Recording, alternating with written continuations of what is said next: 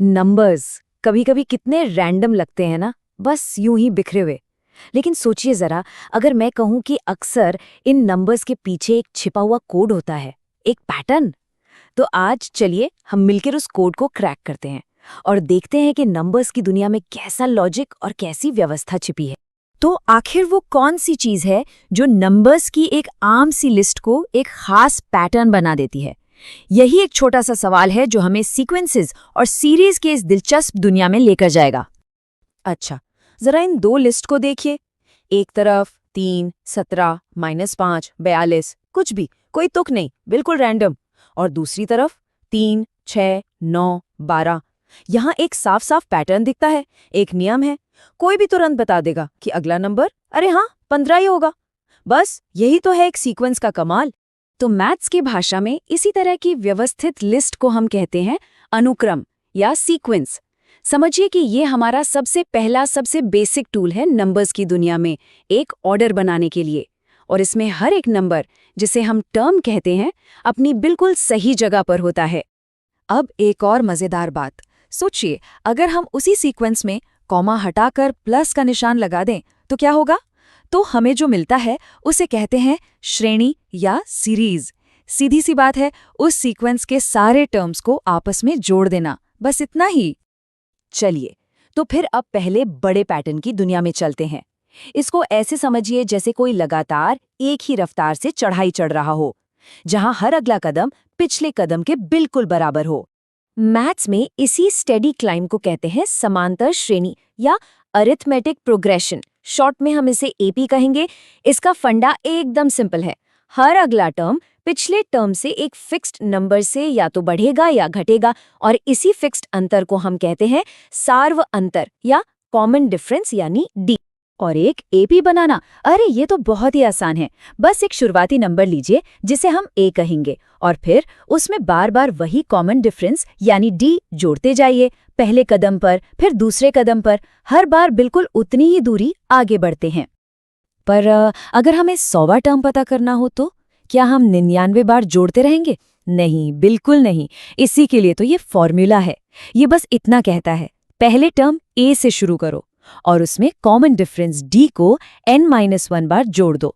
देखिए, ये कोई डरावना इक्वेशन नहीं है, बस एक लॉजिकल रेसिपी है। अब तैयार हो जाइए एक बिल्कुल अलग तरह की छलांग के लिए। अब हम जोड़ने की दुनिया से निकलकर गुणा की दुनिया में जा रहे हैं। ये कोई धीरे धीरे चढ़ना नहीं है, ये एक जबरदस्त छलांग है जहां हर अगला कदम पिछले से कई गुना बड़ा हो सकता है। इसे कहते हैं गुणोत्तर श्रेणी या ज्योमेट्रिक प्रोग्रेशन यानी जीपी। यहाँ पर मेन आइडिया ये है कि हर अगले टर्म को पाने के लिए एक ही नंबर से गुणा किया जाता है, और इस फिक्स्ड मल्टीप्लायर को हम कहते हैं सार्वनुपात या कॉमन रेशियो यानी आर। और इसको बनाने का तरीका भी बिल्कुल वैसा ही है, बस ऑपरेशन अलग है। हम एक शुरुआती नंबर ए लेते हैं और फिर बार बार कॉमन रेशियो यानी आर से मल्टीप्लाई करते जाते हैं, और देखते ही देखते नंबर्स कितनी तेजी से बड़े हो जाते हैं।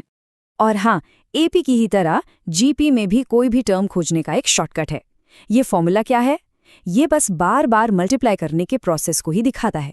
मतलब पहला टर्म ए लो और उसे कॉमन रेशियो आर से n-1 बार मल्टीप्लाई कर दो। चलिए, अब एक ऐसे प्रोग्रेशन से मिलते हैं जो जरा हटके है, थोड़ा अनोखा। ये है तो अरिथमेटिक प्रोग्रेशन का ही एक मजेदार रिश्तेदार, लेकिन कहानी में एक ट्विस्ट है। इसका नाम है हरात्मक श्रेणी या एचपी। इसकी पहचान थोड़ी सी घुमावदार है पर बहुत दिलचस्प है। ये असल में ऐसे नंबर्स की लिस्ट है जिसके हर टर्म को अगर हम पलट दें, मतलब उसका रेसिप्रोकल ले लें, तो जो नई लिस्ट बनेगी वो एक सीधी साधी अरिथमेटिक प्रोग्रेशन होगी। है ना कमाल की बात? ये देखिए, यहाँ ये रिश्ता बिल्कुल साफ दिखता है। लेफ्ट साइड में हमारे पास एक एचपी है, और जैसे ही हम इसके हर टर्म को पलटते हैं, हमें राइट साइड पर एक जानी पहचानी सीधी सादी एपी मिल जाती है। कमाल है ना? और एक और दिलचस्प बात बताऊं, एपी और जीपी से अलग एचपी के टर्म्स को जोड़ने का कोई सीधा साधा फॉर्मूला है ही नहीं। ये बात इसे और भी ज्यादा अनोखा बना देती है। तो हमने इन 3 जबरदस्त पैटर्न्स को समझ लिया है। लेकिन ये सब सिर्फ मैथ्स की किताबों के लिए नहीं है। चलिए आप देखते हैं कि ये सारी चीजें बड़ी पिक्चर में कहाँ फिट होती हैं। ये टेबल इन तीनों के बीच के फर्क को बहुत अच्छे से समझाती है। एपी का मतलब है जोड़, जीपी का मतलब है गुणा और एचपी का मतलब है एपी का उल्टा रिश्ता यानी रेसिप्रोकल्स के जरिए। और अब आते हैं सबसे दिलचस्प हिस्से पर। पता है, ये तीनों प्रोग्रेशंस आपस में एक बहुत गहरे गणित के नियम से जुड़े हैं और ये नियम जुड़ा है इनके मीन यानी औसत से। किन्हीं भी दो पॉजिटिव नंबर्स के लिए उनका अरिथमेटिक मीन हमेशा उनके ज्योमेट्रिक मीन से बड़ा या बराबर होगा और ज्योमेट्रिक मीन हमेशा उनके हार्मोनिक मीन से बड़ा या बराबर होगा। मतलब एक कमाल का ऑर्डर है, a greater than equal to g greater than equal to h। लेकिन रुकिए, कहानी यहीं खत्म नहीं होती। एक और लेवल है। सबसे हैरान करने वाली बात तो ये है कि ये तीनों मीन a, g और h खुद एक पैटर्न बनाते हैं। ये तीनों हमेशा एक ज्योमेट्रिक प्रोग्रेशन यानी जीपी में होते हैं। है ना ये गणित की खूबसूरती का एक बेहतरीन उदाहरण? एक पैटर्न के अंदर छिपा हुआ एक और पैटर्न। तो आखिर में ये समझना जरूरी है कि ये सब सिर्फ मैथ्स के सवाल जवाब नहीं है। ये दुनिया को देखने का एक नया नजरिया है, एक नया चश्मा है। ये पैटर्न कुदरत के डिजाइन्स में हैं, स्टॉक मार्केट के उतार चढ़ाव में हैं और यहाँ तक कि संगीत की धुनों में भी छिपे हैं। तो अब सवाल ये उठता है, इस नई समझ के साथ इन पैटर्न्स को अब अगली बार कहाँ देखा जाएगा?